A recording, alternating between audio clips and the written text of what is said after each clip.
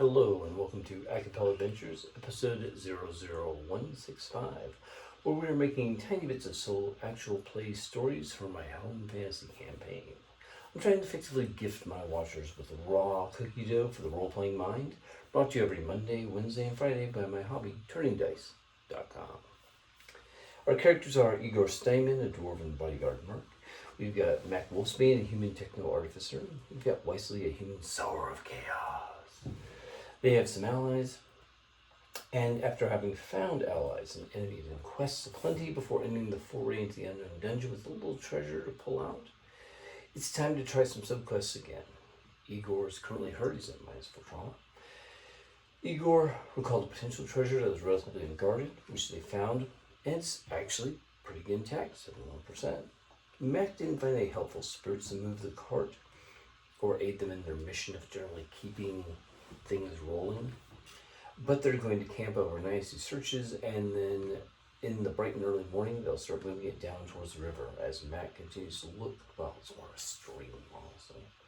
I should rephrase that. I don't want people thinking like, this is something that is a royal gorge situation, more like a lazy river sort of scenario. It's not as impressive as it could be, I'll put it that way. But it's got enough water that could power a mill, and it could float a mill, wooden items downstream and parts to make it easier to transport items. Okay? It's the simple fact that floating things on water was easier to move. Alright. Mac's going to continue to look for spirits to ally with, and they're going to use this treasure as it's kind of going to be a little bit risky. I mean, if it falls apart before they've got everything out of it they need, it's going to be dangerous. So they're going to be risking percentages of how intact the item is, and if it drops below 50 or 30%, they're going to have real serious problems keeping it together and dealing with things.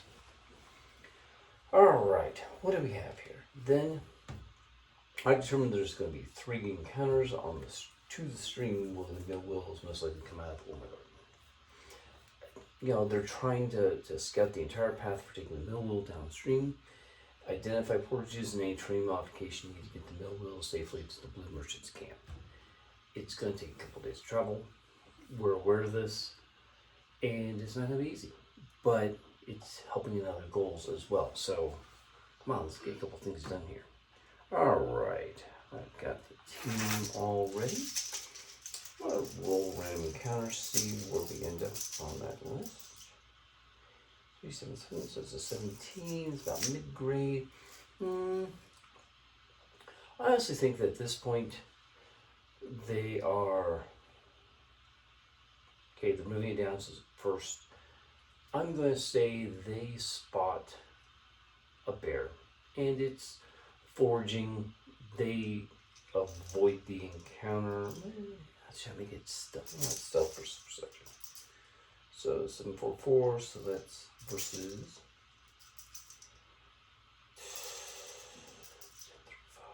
12, 35, 16, 20. Let's say the bear has a +2, so that puts them at 22. They are at 17. And oh no, who is the best choice here? I'm pretty sure I don't know. Oop, Igor. Stealth is at plus. Stealth 5. He's got -4, so it's +1, so +4. Make it 21. So you've got a finesse of 0. OPQRS. Stealth 2, so he's a +2.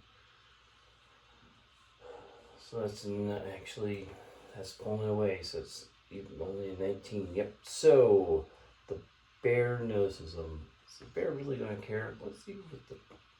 I'm going to say, because they're not looking to attack the bear, we're going to use the argument of is a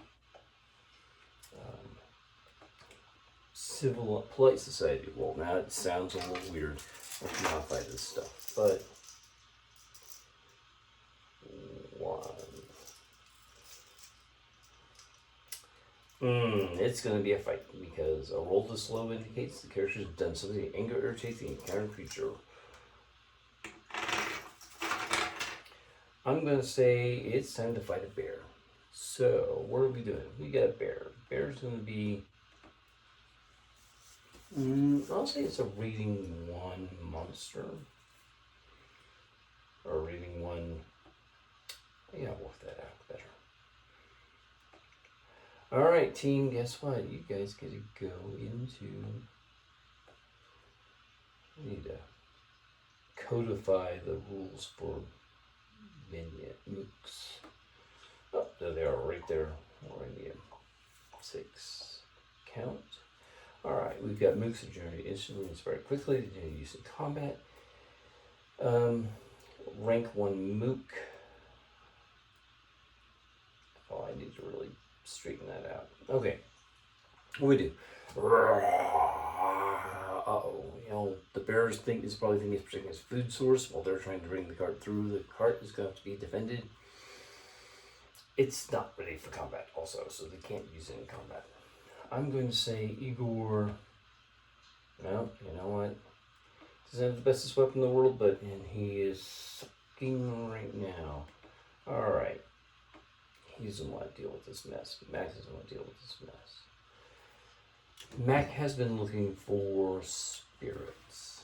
So, I'm going to see for something he didn't think would be useful. But 8, 9, 4, yeah, it's 21. Not bad. Okay. Mac does seem something he wouldn't think would be useful, but it would be okay, alright.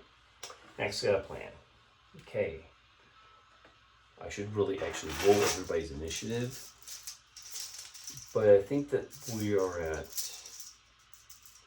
these guys have not good enough perception, they're not going to surprise each other, especially if they're not trying to ambush each other. Okay.